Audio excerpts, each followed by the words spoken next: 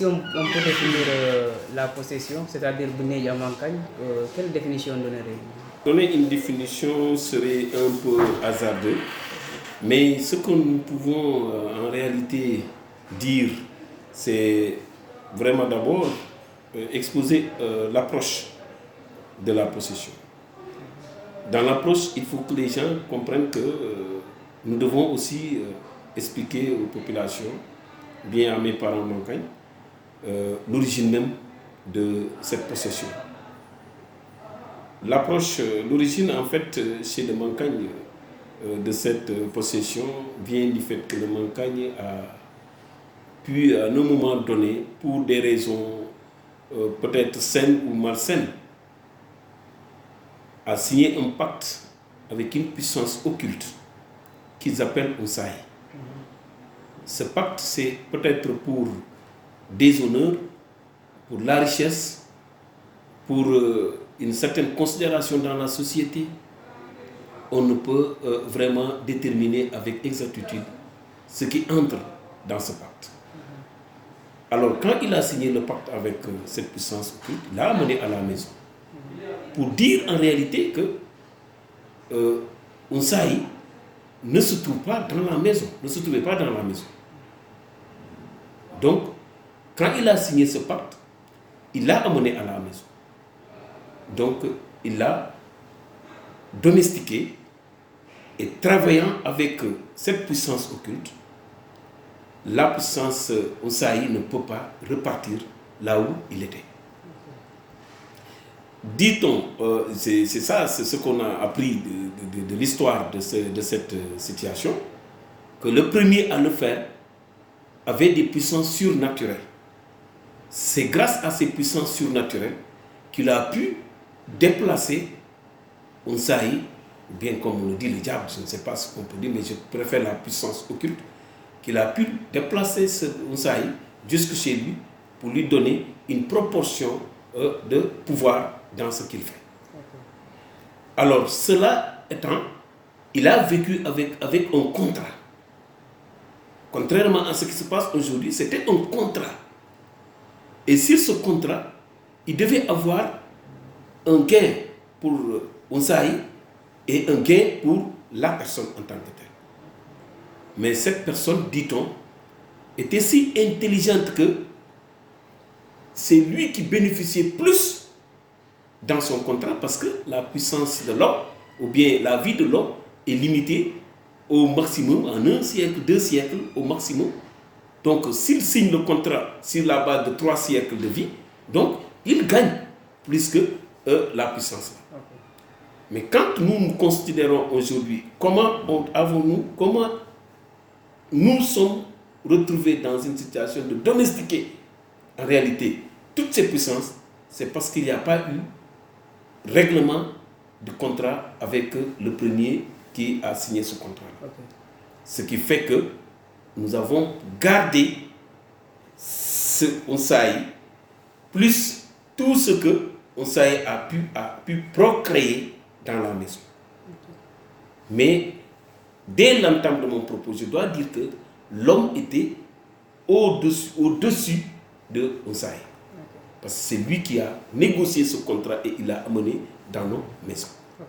Contrairement à ce qui se passe aujourd'hui, où, à mon avis, cette puissance est devenue une puissance crainte par toute la société mankagne, toute la communauté mankagne n'a plus une emprise pour commander vraiment cela. Okay. Et donc, pour venir à votre question, dans la possession, ce n'était pas quelque chose de voulu. C'est-à-dire, on ne se lève pas comme ça pour dire que je suis possédé.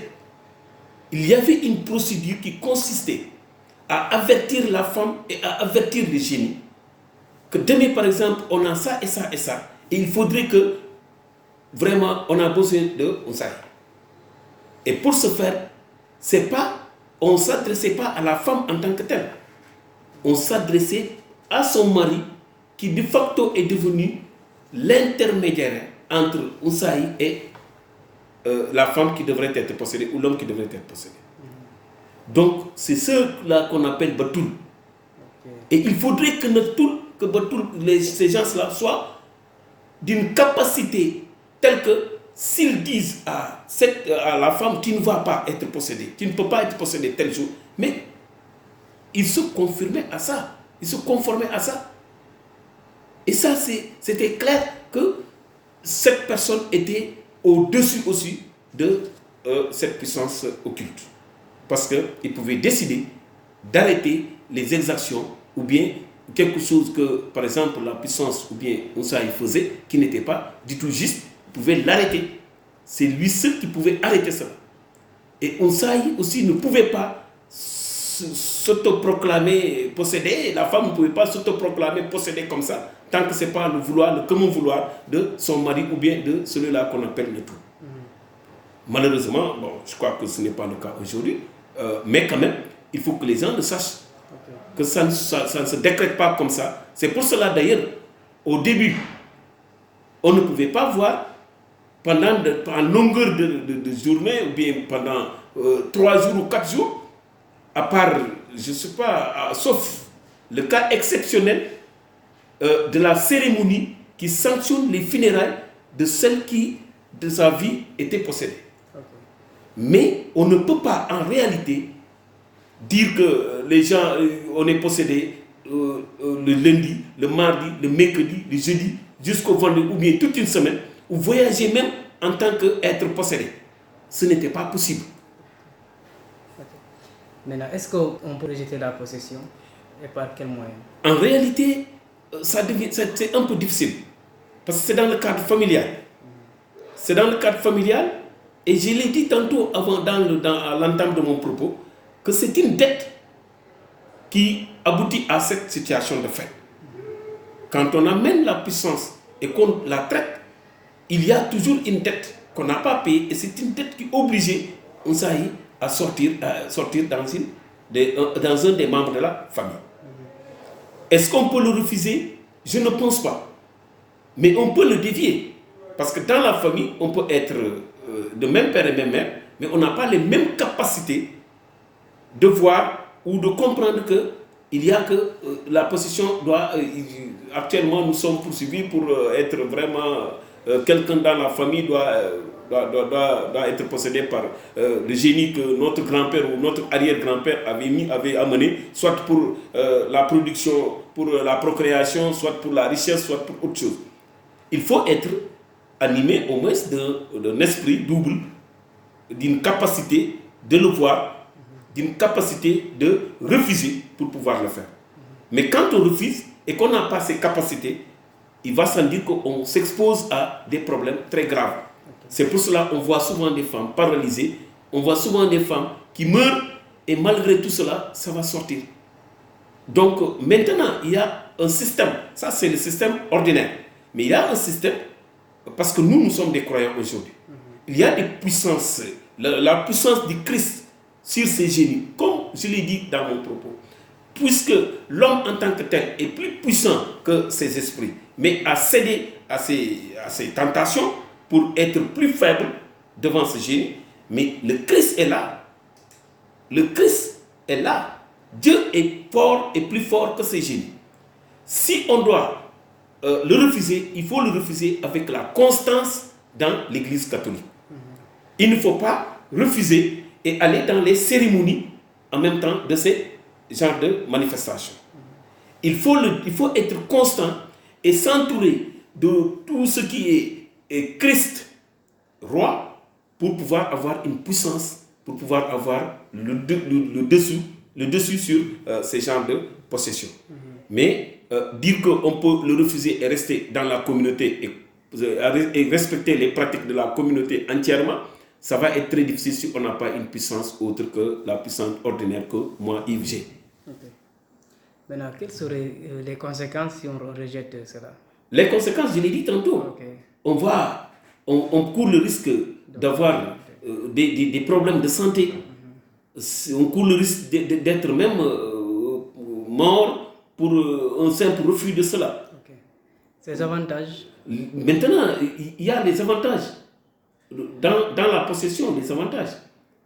Parce que, d'ordinaire, j'ai dit que c'est pour la garantie de la sécurité de la maison.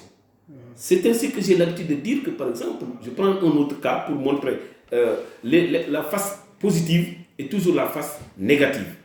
Par exemple, on prend le cas, on a dit il y a un sorcier dans la maison, il y a un truc dans la maison, mais il n'y a que dans la société et dans la famille en tant que telle, ce genre de situation, ce genre de personnes doivent exister. Ils doivent exister nécessairement. Parce que c'est la garantie de la sécurité de la famille en tant que telle.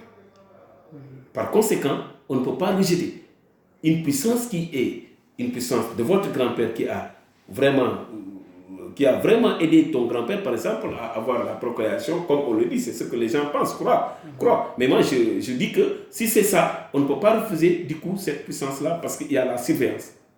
La méchanceté de l'homme a fait qu'aujourd'hui, les gens sont obligés de se réfugier derrière ces puissances pour pouvoir vraiment peut-être prétendre être protégés. Donc là, c'est un des avantages de cela. L'autre fait, c'est que en réalité, nous pensons, à raison ou à tort, que ça contribue dans le développement de l'enfant, dans le développement de la famille, dans le développement de la puissance économique de la personne, etc., dans la protection, comme je venais de le dire. Mais ça reste à être démontré.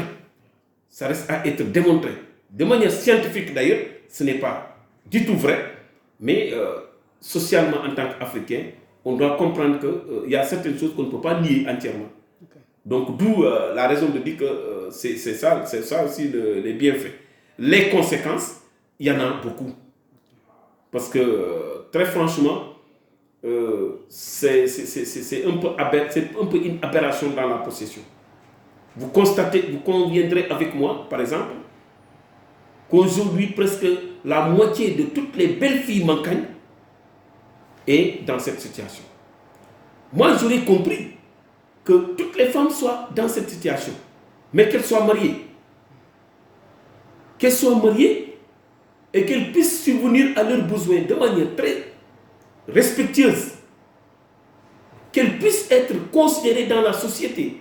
Qu'elles ne soient pas stigmatisées parce qu'elles sont dans cette situation. Moi, je l'ai compris en ce moment-là et je vais claquer mes doigts pour dire que c'est bon. Mais que, par exemple, la moitié de ces jeunes filles soient vraiment dans le marché du mariage, qu'elles vieillissent célibataires, qu'elles vieillissent pauvres, c'est un peu une aberration ou bien une contradiction dans les avantages que nous pouvons énumérer dans cette situation de possession. Parce que je ne peux pas comprendre que je sois possédé, que je sois l'ami d'une puissance que je ne vois pas, que cette puissance ait la possibilité de s'incarner en moi et qu'en réalité, que je n'y gagne absolument rien ou bien que je ne sois pas stable socialement, c'est-à-dire avoir un époux. Ou avoir un travail. Ou avoir un bon travail dans la société. La possession ne peut pas signifier l'arrêt immédiat des coûts ou bien de la compétence dans la société. Bien au contraire, ces gens doivent être au-delà de cette dynamique. Ces gens doivent être des références dans la société. Ces gens doivent être des personnalités que nous envions dans la société mancane. Mais c'est tout à fait le contraire aujourd'hui. On a constaté que la moitié des femmes, des jeunes filles, très belles d'ailleurs, encore une fois de plus, entre parenthèses, des très belles filles mancanes qui sont dans ce cadre et qui ne sont pas du tout mariées, qui sont là en train de chercher vraiment une stabilité sociale. Il y a aussi des hommes parfois. Évidemment, vous me poseriez la question qui peut être possédé. En réalité, qui peut être possédé? C'est tout le monde. C'est tout le monde dans la famille. Il n'y a pas d'exception. Peut-être, comme je l'ai dit, tu peux avoir la chance de pouvoir entrer en contact avec cette puissance et de l'éviter. Et le plus souvent, c'est ce qui se fait. Quand quelqu'un est fort dans la famille, c'est lui qui désigne d'ailleurs. Il faut aller chez l'autre pour ça. Et on l'a vu souvent. Mais ce n'est pas l'éviter. Est-ce qu'on peut l'éviter? Non, je ne pense pas. À mon avis, comme je l'ai dit, on peut l'éviter si on entre dans le cadre des religions révélées et s'y conformer de manière continuel. Ne pas céder parce que, par exemple, aujourd'hui, il y a une cérémonie de l'autre côté, moi je vais aller. Là, automatiquement, tu t'exposes en ce moment-là, tu n'évites pas. On peut éviter dans la mesure où on prendrait sur soi la responsabilité de ne pas s'immiscer dans ces affaires-là. Maintenant, en cas de décès dans une famille, s'il y a un membre qui est possédé, une fois décédé, est-ce qu'on peut désigner quelqu'un immédiatement pour le remplacer? On ne procède pas par désignation. Parce qu'il y a des cérémonies. C'est aujourd'hui que les gens pensent qu'il faudrait, bon, parce que telle personne était dans la famille et il était ceci et cela, bon, la personne est décédée et on va... Non, ce n'est pas un truc d'héritage. Il y a des procédures et logiquement, cette procédure montre que ce génie protecteur ou ce génie qui possédait votre fille est retourné là d'où il vient. C'est ce qu'on appelle Kamer. Ce génie est retourné d'où il vient. C'est ce qu'on appelle du moins Bnep.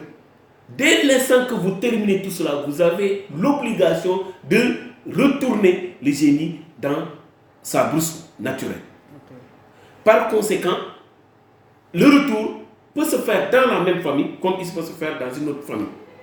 Parce que vous n'êtes pas sans savoir que quand moi je découvre la puissance là dans un des buissons de Boula à Kapungan, quelqu'un peut sortir de Dingan pour découvrir la même puissance dans ce buisson et ainsi de suite. Donc on peut avoir le même buisson et on est sur la même dynamique. Donc par conséquent, il n'y a aucun héritage. Maintenant, les conséquences graves, c'est que des fois, il faut que au décès de cette personne qui est souvent possédée, il faudrait que les gens fassent des pratiques, des cérémonies jusqu'à la fin. Donc quand ils ne font pas des cérémonies jusqu'à la fin, on s'expose à la réincarnation par une autre personne de cette possession. Parce qu'on n'a pas fini les... Mais logiquement, si on finit tout, on devrait, et ces gens doivent, et ça doit être clair sur les gens, on devrait pouvoir se dire qu'on s'est débarrassé de ce génie. Malheureusement, en réalité, tu as bien raison de poser cette question, ce n'est pas le cas. Ce n'est pas le cas. Maintenant, vous avez parlé des funérailles. Les funérailles, c'est la grande complication, parce que déjà, peut-être nous y reviendrons, mais c'est la grande complication dans ces genres de possession.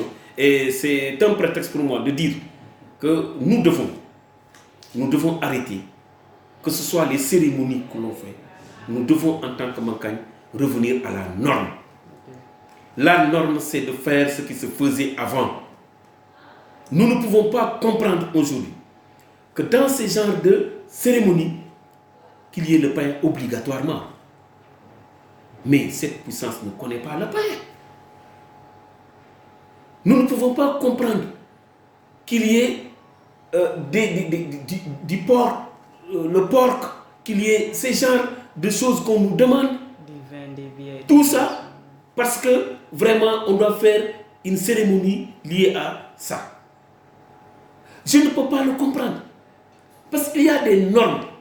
De la même façon, il y a des normes pour le Mankagne dans ces funérailles. C'est de cette même façon qu'il y a des normes, parce que nous n'avons aucune obligation de nous adonner à certaines choses qui sont au-delà des normes.